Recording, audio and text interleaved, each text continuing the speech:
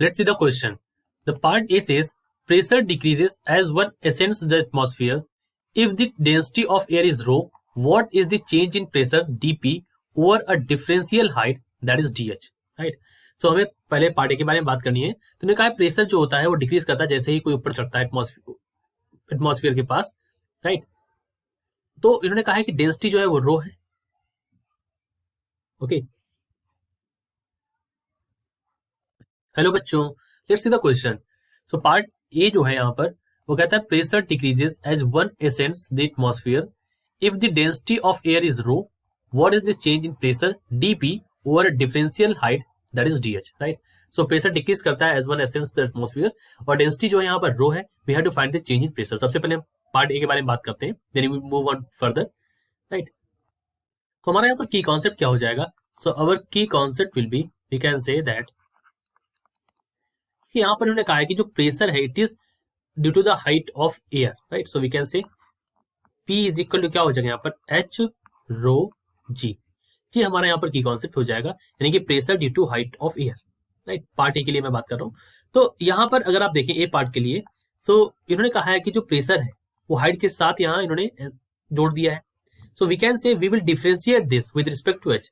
So we will differentiate the above equation. So let us say differentiating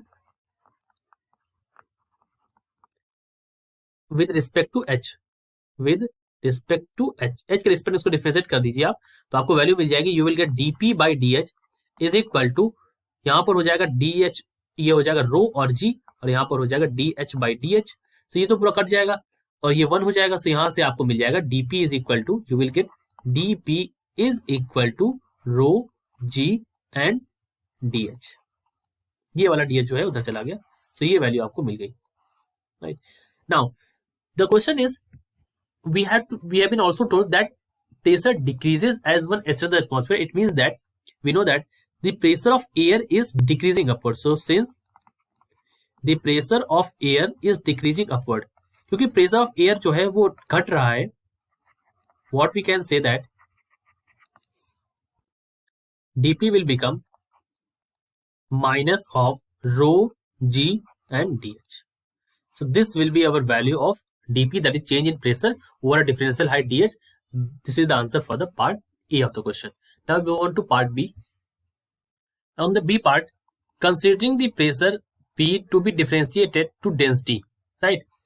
Find the pressure P at height H if the pressure on the surface of the earth is P naught. इन्होंने कहा है कि जो pressure है उसको हम मान लेते हैं the pressure is P over here which is proportional to density. We have to find the pressure at height H. H height पर प्रेशर निकालना है। The pressure on the surface of the earth is P naught over here, right? Now B part को अगर हम solve करें यहाँ पर तो क्या करेंगे, हम सबसे पहले यहाँ पर चेक करते हैं। देखिए P naught जो है ये हमें दे रखा है, this is the pressure on the surface of the earth, so we can write this. And rho naught जो है यहाँ पर वो डेंसिटी है, एंड दिस डेंसिटी ऑन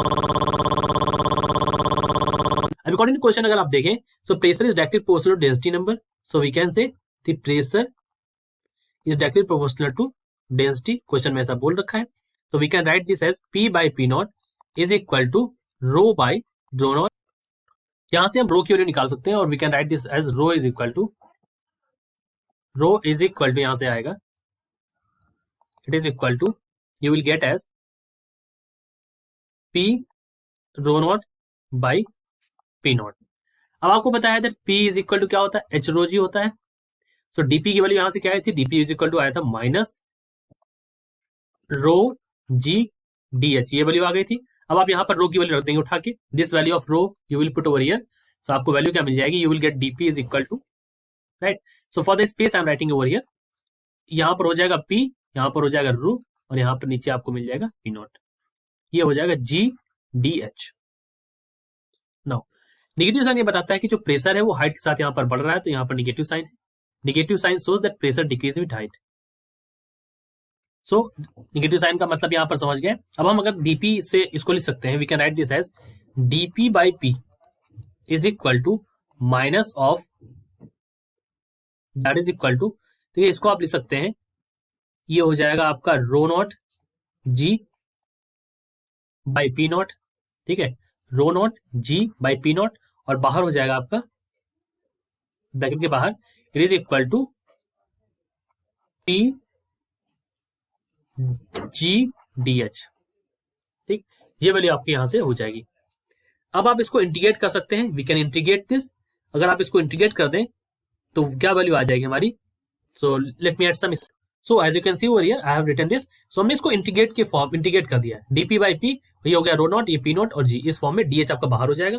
अगर आप इसको सॉल्व करेंगे तो आपको वैल्यू क्या मिलेगी, देखिए डीपी बाई 1/p को जब करते हैं तो लॉग आता है, तो we can write this as log e, limit रखने पर लॉग ई पी हो जाएगा और ये हो जाएगा log e P naught is equal to, यहाँ पर आपको वैल्यू मिल जाएगी minus of rho naught G by P naught और ये हो जाएगा आपका एच। यहां से आप लिख सकते हैं that log at the base E P divide by P naught. Okay, so ये हमारा होता है, let me write this in this form, ये ज्यादा अच्छा लगेगा। सो ये पी बाई पी नॉट हो जाएगा यहाँ पर आपको वैल्यू हो जाएगी minus of rho naught G by P naught और ये हो जाएगा यहाँ पर एच, यही हमारी इक्वेशन हो जाएगी। सो यहां से हमारे जो प्रेशर की वैल्यू आ जाएगी, the P is equal to P naught e to the power minus rho naught G H by P naught. ये आपकी वैल्यू यहां से पी की वैल्यू जो है हमारी ये आ गई, that P pressure is equal to P naught e to the power minus rho G H by P naught. ये वैल्यू हमारी यहां से आ गई। अगर आप यहां से लॉग हटाते हैं तो यहाँ पर ई की पावर में ये चला जाएगा, क्योंकि बेस ई पर था, तो ये जो है जो जितना भी सामने लिखा है ये हमारा एट द बेस ई की पावर में चला जाएगा। माइनस साइन था तो माइनस साइन यहाँ पर आ गया। So this is the answer for the part B. उन्होंने प्रेशर के लिए पूछा था, हमने निकाल दिया। अब हम मूव करते हैं part C of the question. ठीक है, सी पार्ट में कहा गया if P naught is equal to 1.0103 × 5 newton per metre square and rho naught is equal to 1.29 kilogram per metre cube and G is 9.8 metre per second square, at what height will the pressure drop to 1/10 the value at the surface of the earth, right? यहाँ पर सारी values दे रखी है और हमें pressure drop यहाँ पर check करना है। प्रेशर ड्रॉप क्या होगा, 1/10 होगा। तो अभी हमने एक इक्वेशन निकाली थी, वो उस इक्वेशन का हम यहाँ पर यूज करेंगे, वही हमारा यहाँ पर की कॉन्सेप्ट भी हो जाएगा। सो वी कैन राइट, देखिए हमें क्या है, P बाई पी नॉट की वैल्यू जो है वो 1/10 है। हाइट जो है उन्होंने कहा रखी है हाइट h डैश, ये हमें निकालनी है h डैश यहाँ पर। So we can use equation that is log e log at the base e, p by P naught जो था उसकी वैल्यू रख देंगे यहाँ पर 1/10 हो जाएगी, माइनस हो जाएगा यहाँ पर rho naught G by P naught और यहाँ पर h जो है h डैश हो गया। सो यहाँ से h डैश की वैल्यू अगर आप निकालें, so you will get h dash is equal to P naught by, ये क्या है, रो नॉट और यहाँ पर g हो जाएगा नीचे, log at the base e 1/10 that is equal to 1.03 into 10 to the power, ये माइनस साइन भी रहेगा यहाँ पर, माइनस साइन ये जो है, और 5 divide by minus will be there 1.29 into 10 की इंटू 9.8, राइट, और इसको सॉल्व करेंगे तो 2.303 माइनस में ये वैल्यू यहाँ पर आ जाएगी। 1/10 है ना, तो ये वैल्यू माइनस में आ जाएगी। log 1 की वैल्यू 0 हो गई और log 10 यहाँ पर लिखेंगे तो ये वैल्यू आ जाएगी। अगर आप इसको सॉल्व करेंगे इस सबको मल्टीप्लाई करके, तो वैल्यू आपको मिल जाएगी 16 into 10 to the power 3 metre.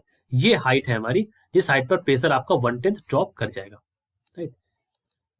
Now part D के बारे में अगर हम बात करें यहाँ पर, तो question says this model of the atmosphere works for relatively small distances, identify the underlying assumption that limits the model. ये हमें यहाँ पर बताना है।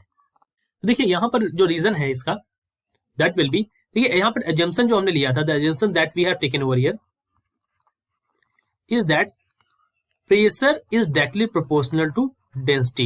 So pressure is directly proportional to जो density होगा, it is only applicable when temperature remains constant. So it is applicable when temperature remains constant. और यहाँ पर मैंने लिख दिया है कि it is only applicable for temperature remaining constant, और temperature constant रहता है for small distances only, and which is true for small distances only. So we can say which is true for small distances, right. तो ये हमसे question में पूछा गया था कि ये मॉडल में जो हमने लिया है प्रेशर डायरेक्टली प्रोपोर्शनल डेंसिटी है, और प्रेशर डायरेक्टली प्रोपोर्शनल डेंसिटी तभी होगा जब हम टेम्परेचर कांस्टेंट रहेगा, और टेम्परेचर जो कांस्टेंट रहेगा वो छोटी दूरियों के लिए कांस्टेंट रहता है, यानी स्मॉल डिस्टेंसेस के लिए कांस्टेंट रहता है।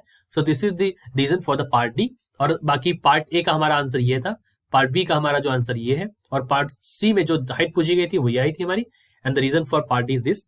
आई hope you understand it well. All the best.